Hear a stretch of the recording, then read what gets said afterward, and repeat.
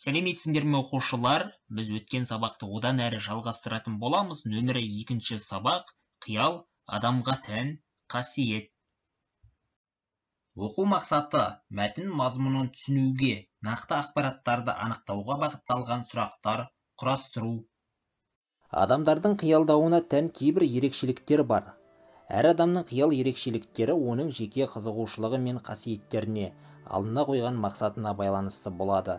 Мысалы, ыстық күнде салқын суды аңсап шөлдеген жолаушының қиялы мен сабаққа дайындалмай келгендіктен мұғалімнің көзіне түспей құтылып кетуді ойлап отырған оқушының қиялын салыстырып көруге болады.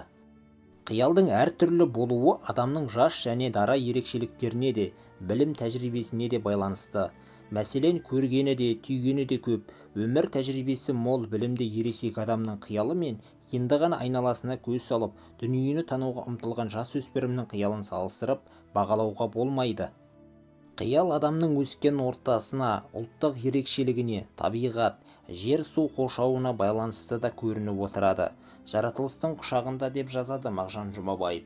Меруерт себілген көк шатырдың астында, қош иісті жасыл кілем үстінде, күнмен бірге күліп, түнмен бірге түнеп, желмен бірге жүгіріп, алдындағы малмен бірге өріп, сары сайран далада туып өсетін қазақ баласының қиялы жүйрік, өткір, терең болуға тиісті. Бейнероликті тамашалап болсаңыздар оқушылар, келесі тапсырманы орындаңыздар. Тыңдалым мәтіні мазмұны бойынша төмендегі кестеде берілген қиялдың ерекшелігі мен мысалының сәйкестігін тексеріңіздер. Қарамен жазылған сөздер мен сөз тіркестеріне сұрақ қойып, кестенің астына қай сөз табына жататындығын жазыңыздар. Мінекей кесте беріліп тұр экранда. 1, 2, 3 дейді. Қиялдың ерекшелігі. Адам қиялы оның қызығушылығы мен мақсаттарына байланысты. Қапталында мысал тұр. Осыны сәйкестендіріп орындаймыз.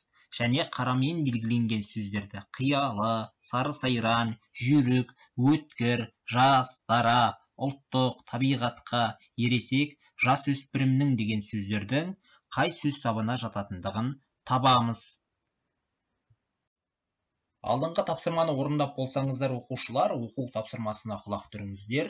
Тыңдалым мәтінінің мазмұны бойынша 3 сұрақ құрастырасыздар. Оқулықтың 95-ші бетіндегі 8-ші тапсырмада берілген мәтінді негізге алыңыздар.